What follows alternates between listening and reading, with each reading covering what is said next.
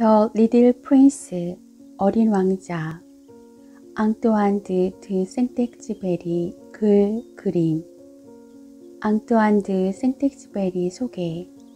1900년 프랑스 리옹의 몰락한 귀족 가문에서 출생하였으며 12세 때 유명한 조종사였던 베르린에 이끌려 자신의 삶과 문학에서 가장 중요한 비행기에 처음으로 탑승하는 경험을 하게 된다. 군 복무 중인 22세 때 조종사 면허를 취득하고 이듬해 비행기 사고로 머리를 크게 다쳐 직업 공군이 되려던 꿈을 접고 전역하게 된다. 그 이후 생계를 위해 자동차 외판원, 민간 항공사 직원, 파리 수아르지 기자 등 여러 직종을 거쳤다. 조종사이며 행동주의 작가인 그는 비행기를 세계를 탐험하는 수단으로 이용했고 비행할 때 겪었던 모험과 위험들 그리고 그것에서 파생된 영웅적인 행동들을 그의 작품들 속에 기록하고 있다. 2차 대전 중 파리가 함락되자 미국으로 탈출했고 그곳에서 발표한 어린 왕자는 어른들을 위한 동화로 그 자신이 직접 그린 사파와 함께 서정적인 언어로 독특한 시적 세계를 이루고 있다. 어린 왕자를 발표한 이듬해인 1944년 44세의 나이로 2차 대전 말기의 정찰 비행 업무로 출격했다가 다시는 돌아오지 못했다. 어린 왕자. 나는 6살 때 원시림에 관해서 쓴 자연계의 진짜 이야기라는 책에서 굉장한 그림을 본 적이 있다. 그것은 보아뱀이 맹수를 삼키려고 하고 있는 그림이었다. 그 그림을 여기에 옮겨보았다. 그 책에는 보아뱀은 먹이를 씹지 않고 통째로 꿀꺽 삼켜버린다. 그런 다음 꼼짝 않고 반년 동안 잠을 자는데 그 동안에 삼킨 먹이가 소화된다 라고 쓰여 있었다. 나는 이걸 읽고 밀림 속의 모험에 대해서 여러 가지 깊이로 생각해 보았다. 그리하여 나로서는 처음으로 색연필을 가지고 그림을 그렸던 것이다. 이것이 내가 처음으로 그린 그림 1호이다. 나는 내 걸작품을 어른들에게 보여주며 내 그림이 무섭지 않냐고 물어보았다. 그러나 어른들은 이렇게 대답했다. 무섭지 않냐고? 모자 보고 놀랄 사람이 어디 있겠어? 내 그림은 모자 그림이 아니었다. 그것은 코끼리를 통째로 삼킨 보아뱀이 그것을 소화시키고 있는 그림이었다. 그러나 어른들은 그것을 이해할 수가 없었기 때문에 나는 다시 그림을 그렸다. 이번에는 어른들이 똑똑히 알아볼 수 있도록 보아뱀의 뱃속을 그렸다. 어른들에게는 항상 설명을 해주어야 한다. 내 그림 2호는 이와 같았다. 이번에 어른들은 보아뱀의 뱃속인지 거죽인지 하는 내 그림을 집어치우고 지리학이나 역사, 수학, 문법이나 열심히 공부하라고 충고해 주었다. 이렇게 해서 나는 6살 때 화가라는 화려한 직업을 가질 수 있는 것을 포기하게 되었다. 나는 내 그림 1, 2호의 실패로 무척 기가 죽어 있었다. 어른들은 혼자서는 아무것도 이해하지 못하고 그럴 때마다 늘 설명을 해주어야 하니 어린 아이들에겐 피곤한 일이다. 그래서 나는 다른 직업을 택하기로 하고 비행기 조종을 배웠다. 나는 세계 곳곳을 날아다녔다. 정말 지리학이 나에게 무척 도움을 주었다. 나는 한눈으로 흘끗 보아도 중국과 애리조나를 구별할 수 있었다. 밤에 길을 잃는 경우가 생기면 이런 지식은 더욱 가치가 있다. 나는 이렇게 생활하는 동안 중요한 일에 관계하고 있는 어른들을 굉장히 많이 만나보았다. 나는 좀 현명해 보이는 사람을 만날 때마다 늘 가지고 다니던 내 그림 1호를 그들에게 꺼내 보여 시험을 해보았다. 그러나 그 사람이 남자이건 여자이건 간에 이구동성으로 늘 이렇게 대답하는 것이었다. 그건 모자군요. 그러면 나는 보아뱀이나 원시림 또는 별에 대해서는 그 사람들과 이야기하고 싶지 않았다. 나는 그들의 수준으로 내 자신을 낮추어 그들이 알아들을 수 있는 트럼프 이야기나 골프, 정치, 넥타이 이야기를 하곤 했다. 그러면 어른들은 분별 있는 사람을 또 하나 알게 되었다고 흐뭇해했다. 6년 전 사하라 사막에서 비행기 사고가 날 때까지 나는 진정 이야기를 나눌 수 있는 상대를 한 사람도 만나지 못한 채 혼자서 지냈다. 비행기는 엔진에 고장이 났다. 내 옆에는 정비사도 승객도 없었으므로 혼자서 그 어려운 수리를 해내려고 했다. 나로서는 죽느냐 사느냐 하는 문제였다. 겨우 일주일 버틸 정도의 물밖에 없는 형편이었다. 그래서 첫날 저녁은 인가에서 1000마일쯤 떨어진 모래 사막에서 잠을 잤다. 망망대해의 한복판에서 배가 난파되어 뗏목을 타고 표류하는 선원보다 더 외롭고 쓸쓸했다. 그러니 해가 뜰 무렵 이상한 작은 목소리에 눈을 떴을 때 내가 얼마나 놀랐겠는가. 이렇게 말하는 소리가 들렸다. 이봐요, 양 한 마리만 그려줘요. 뭐라고? 양 한 마리만 그려줘요. 나는 소스라치게 놀라며 벌떡 일어났다. 눈을 간신히 깜빡거리며 뜨고는 사방을 조심스럽게 살펴보았다.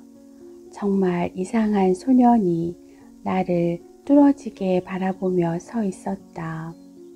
어쨌든 나는 너무도 놀란 나머지 눈을 휘둥그레 뜨고 내 앞에 갑자기 나타난 소년을 바라보았다.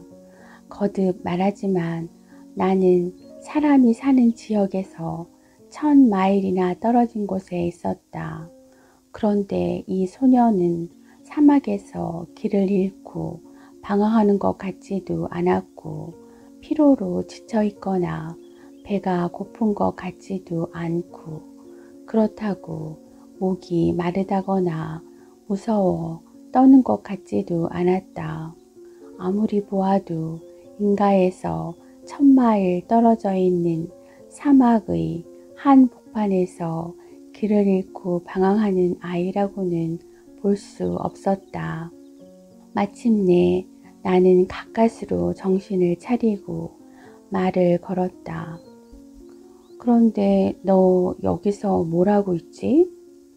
그러자 그 소녀는 아주 중요한 것을 말하는 듯이 천천히 몇 번이나 되풀이해서 말했다. 저 양의 그림을 그려줘요. 너무나 뜻밖의 신비한 일을 당하고 보면 누구나 순순히 거기에 따르기 마련이다. 사람이 사는 데서 1000마일이나 떨어진 곳이고 더구나 언제 죽을지 모르는 곳에서 양을 그린다는 것은 어처구니 없는 일이라는 생각도 들었지만 나는 호주머니에서 종이 한 장과 만년필을 꺼냈다. 그러나 그때 나는 지리와 역사, 산수와 문법 밖에는 공부하지 않은 것에 생각이 미쳤다. 그래서 나는 이 소년에게 약간 시무룩하게 그림을 그릴 줄 모른다고 말했다. 그러자 그 소년은 이렇게 대답했다. 그건 괜찮아요. 양의 그림을 그려줘요. 나는 양을 그려본 일이 없었다.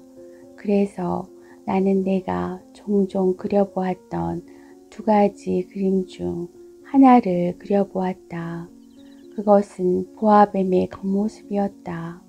그러자 놀랍게도 소년이 이렇게 말하는 것이었다.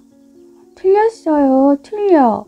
나는 보아뱀의 뱃속에 들어있는 코끼리 같은 건 싫단 말이야. 보아뱀은 아주 위험한 동물이고 코끼리는 너무 거추장스럽잖아요. 내가 사는 곳에서는 모든 것이 다 작아요. 내가 갖고 싶은 것은 양이에요. 양을 그려줘요. 그래서 나는 할 수 없이 양을 그렸다. 소녀는 그것을 자세히 보더니 말했다. 틀렸어요. 이 양은 병에 걸려 앓고 있는 것 같아요. 다시 그려줘요. 그래서 나는 다시 양을 그렸다.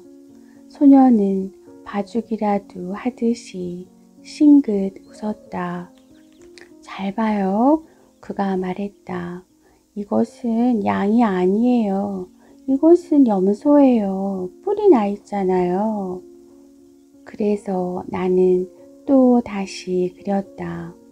그러나 그것도 앞서 그린 것과 마찬가지로 소년의 마음에 들지 않았다.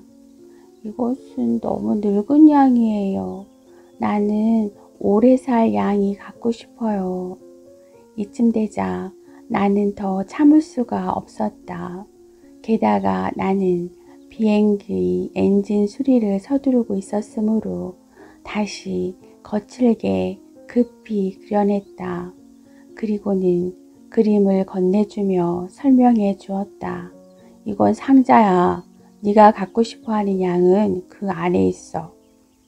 나는 이 어린 감정가의 얼굴에 감도는 명랑한 기색을 보고는 어리둥절했다. 바로 이것이 내가 갖고 싶어한 거예요. 이 양은 풀을 많이 먹어야만 하나요? 왜? 내가 사는 곳에는 모든 것이 아주 작아서요. 이 양에게 먹일 만큼은 있을 거야. 내가 말했다. 내가 그려준 양은 아주 조그만 양이거든. 소녀는 고개를 숙여 그림을 보면서 말했다. 그렇게 작지 않은데요? 봐요. 양이 잠들어 버렸네요. 이렇게 해서 나는 이 어린 왕자와 알게 된 것이다. 어린 왕자가 어디서 왔는지 그걸 알기까지는 꽤 오랜 시간이 걸렸다. 어린 왕자는 나에게 여러 가지를 물었으나 내가 묻는 말에는 별로 관심도 없는 것 같았다. 다만 우연히 한마디 한마디 하는 왕자의 말로 조금씩 여러 가지를 알게 되었다.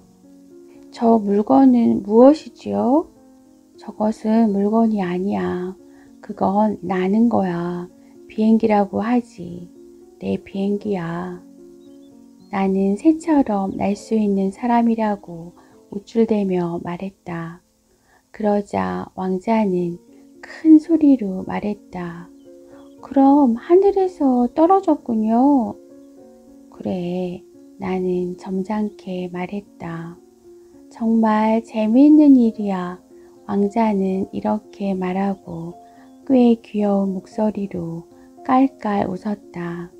그가 웃는 걸 보자 나는 화가 났다.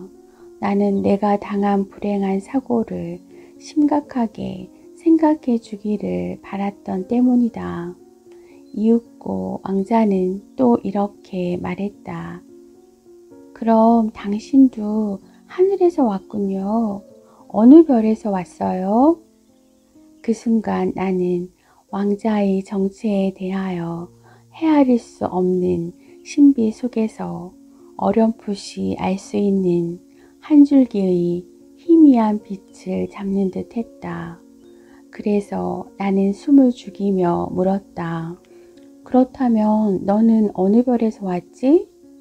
그러나 왕자는 대답이 없었다.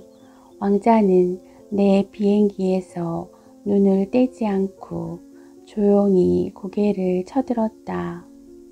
이것을 타고 왔다면 그다지 멀리서 온 것도 아니군요.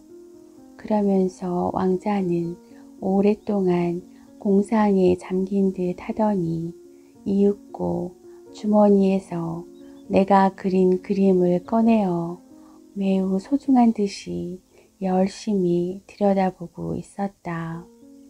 아마 다른 별에서 왔는가 보구나 하는 반신반의적인 이 생각에 내 마음은 한없이 끌려 들어가고 있었다. 그래서 나는 이 문제에 대해서 더 좀 자세히 알려고 하였다. 그런데 너는 도대체 어디서 왔어? 내가 살고 있는 이곳이 어떤 곳인지 알고 있어? 내가 그린 양을 어디로 데리고 가려는 거지? 한참 동안 말없이 생각하더니 왕자는 이렇게 대답했다. 당신이 상자에 넣어준 것은 참 다행한 일이야. 밤이면 이 상자가 양의 집으로 사용될 수 있으니 말이야. 그렇고 말고 필요하다면 끈도 줄게. 낮에 양을 메어둘 수 있도록 말이야. 그리고 양을 메어두는 말뚝도 주겠어. 그러나 내가 이렇게 말하자 왕자는 몹시 언짢은 기색을 보였다. 메어둔다고? 참 이상한 생각이군. 하지만 메어두지 않으면 내가 말했다. 어디로 가버려. 그래서 길을 잃고 말 거야. 왕자는 또 소리내어 깔깔 웃었다. 그렇지만 어디 갈 데도 없잖아. 아무 곳에나 똑바로 자꾸자꾸 가지. 그러자 왕자는 정색을 하고 말했다. 걱정할 건 없어. 내가 사는 곳은 모든 것이 아주 작으니까. 그리고는 어딘지 모르게 기가 죽은 듯한 표정으로 말했다. 똑바로 가봤댔자 그리 멀리는 못 갈 거야. 나는 이렇게 하여 또 한 가지 중대한 사실을 알아냈다. 그것은 왕자의 고향인 별은 겨우 집 한 채만한 크기의 별이라는 사실이었다. 나는 지구니 목성이니 화성이니 금성이니 하여 여러 가지 이름이 붙은 큰 별 이외에 망원경으로도 보기 힘들 만큼 아주 작은 별들도 무수히 있다는 사실을 잘 알고 있었다. 천문학자는 이런 별을 발견하면 그것에 이름 대신 번호만 붙여 쓴다. 나는 왕자의 고향인 별은 작은 혹성 B612라고 생각하는데 그렇게 생각하는 데에는 그럴 만한 이유가 있다. 이 작은 혹성은 망원경으로 오직 한 번 보았을 뿐이다. 이 사실은 1909년에 터키의 어느 천문학자에 의해서 관찰된 것이다. 내가 이렇게 작은 혹성에 대해서 상세히 이야기를 하고 그 번호까지 적어두는 것은 어른들의 생활 태도가 옳지 못하기 때문이다. 어른들은 숫자를 좋아한다. 새로 사귄 친구들에 관해 이야기를 하면 어른들은 가장 중요한 일은 묻지도 않는다. 즉, 이런 말은 묻지도 않는다. 목소리가 어떤 친구냐? 그 친구는 어떤 놀이를 가장 좋아하지? 이와 같은 말은 묻지도 않고 다음과 같은 말만 묻는다. 그 친구 몇 살이니? 형제는 몇이야? 체중이 얼마나 나가니? 그 친구 아버지는 돈을 많이 버시니? 어른들은 이런 숫자에서 그 친구가 어떤 사람인지를 다 아는 채 한다. 어른들에게 저는 장밋빛 벽돌로 지어지고 창문에는 제라늄 꽃이 피어있고 지붕에는 비둘기들이 있는 아름다운 집을 보았어요 라고 말하면 그들은 그런 집에 대해서는 관심도 보이지 않을 것이다. 어른들에게는 20,000달러짜리 집을 보았어요 라고 말해야 한다. 그러면 그들은 오, 정말 굉장한 집이구나 하고 감탄할 것이다. 그러므로 어린 왕자는 정말 매력적이었어. 그는 싱글싱글 웃었어. 그리고 그는 양을 찾고 있었어. 그것이 어린 왕자가 이 세상에 있었다는 증거야 라고 말하거나 어떤 사람이 양을 갖고 싶어 한다면 그것이 그가 이 세상에 있다는 증거야 라고 어른들에게 말한들 무슨 소용이 있겠는가. 아마 어른들은 당치도 않다는 표정으로 어깨를 으쓱해 보이며 어린애 취급할 것이다. 그러나 왕자는 작은 혹성 B612 별에서 왔어 라고 하면 어른들은 알겠다는 표정을 지으며 그 이상 아무것도 묻지 않을 것이다. 나는 이 이야기를 옛날 이야기처럼 시작하고 싶었다. 옛날에 어린 왕자가 자기보다 약간 클까 말까한 별에서 살고 있었는데 그는 양 한 마리를 갖고 싶어 했지. 이렇게 말해도 인생을 이해하는 사람들에게는 내 이야기가 정말같이 들렸을 것이다.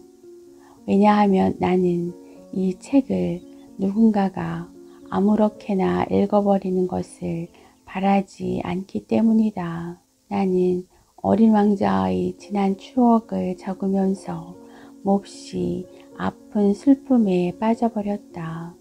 나의 친구가 양을 데리고 내 곁을 떠나가 버린 지도 6년이 흘렀다. 이 친구의 이야기를 지금 여기에 쓰는 것은 그 친구를 잊어버리지 않기 위해서이다. 그 친구를 잊는다는 것은 슬픈 일이다. 누구나 친구다운 친구를 갖는 건 아니다. 만일 내가 그 친구를 잊는다면 나도 어쩌면 숫자에만 관심이 있는 어른들과 같은 사람이 될지도 모른다. 날이 갈수록 우리가 서로 주고받은 말에서 나는 어린 왕자의 별이나 왕자가 그 별을 떠났을 때의 일, 그의 여행에 대해 알게 되었다. 이런 사실은 아주 천천히 알게 되었고 그것도 왕자가 생각하던 중 무심결에 뱉은 말들이었다. 나는 이런 식으로 사흘째 되던 날 바오밥의 재난에 대해서 이야기를 들었다. 이런 이야기를 듣게 된 것은 모두 양 덕분이었다.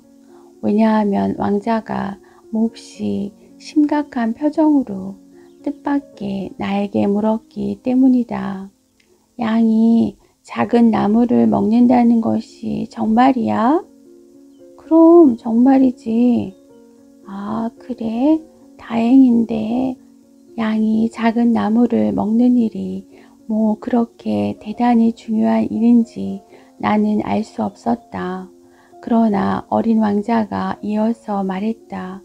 그럼 바오밥도 먹겠네? 바오밥은 작은 나무가 아니고 성강만큼이나 큰 나무이고 왕자가 코끼리 한 띠를 이끌고 간다 해도 단 한 그루의 바오밥도 다 먹지 못할 것이라고 나는 어린 왕자에게 설명해 주었다. 코끼리 한 떼라는 말을 듣고 어린 왕자는 웃었다. 그리고는 꽤 재치 있는 말을 했다. 큰 바오밥도 처음에는 작은 것이 커진 것 아냐? 그야 그렇지. 내가 말했다. 그런데 왜 작은 바오밥 같은 걸 양에게 먹이려고 하지? 왕자는 즉시 대답했다. 아니, 그것도 모르겠어? 왕자는 마치 자명한 이치도 모르냐는 듯이 말했다. 그래서 나는 내 머리를 짜내어 혼자서 그 뜻을 생각해내지 않으면 안 되었다. 그 뜻은 이러했다. 왕자가 살고 있는 별에는 다른 별들도 그러하듯이 좋은 식물과 나쁜 식물이 있었다. 그러므로 좋은 식물에 좋은 씨와 나쁜 식물에 나쁜 씨가 있었다. 그런데 어린 왕자의 고향인 별에는 무서운 씨가 있었다. 바로 그 씨는 바오밥의 씨였다. 이 별의 땅에는 온통 그 씨앗 투성이었다. 바오밥이라는 나무는 빨리 없애버리지 않으면 나중에는 결코 제거할 수 없는 식물이다. 바오밥은 그 별 전체에 널리 퍼져서 그 뿌리가 별을 꿰뚫는다. 만일 별이 작고 바오밥은 너무 많이 있으면 별은 산산이 터져버리고 만다. 작은 바오밥은 장미나무와 똑같지만 조금만 더 크면 구별이 되니까 그때 바로 모든 바오밥을 규칙적으로 뽑아버려야 해. 무척 귀찮은 일이지만 어린 왕자는 덧붙여 말했다. 대단한 일은 아니야. 나흘째 되던 날 아침 네가 나에게 이런 말을 했을 때 이제까지 모르고 있던 사실을 알았어. 나는 해가 질 무렵이 제일 좋아. 해 지는 모습을 보러 가자. 하지만 기다려야지. 내가 말했다. 기다려야 한다고? 뭘? 해가 지는 것을 우리는 해가 질 때까지 기다려야 해. 내가 이렇게 말하자 너는 처음에는 무척 놀라는 표정을 지었지. 그러나 나중에는 네 자신이 우스웠던지 웃고 말았어.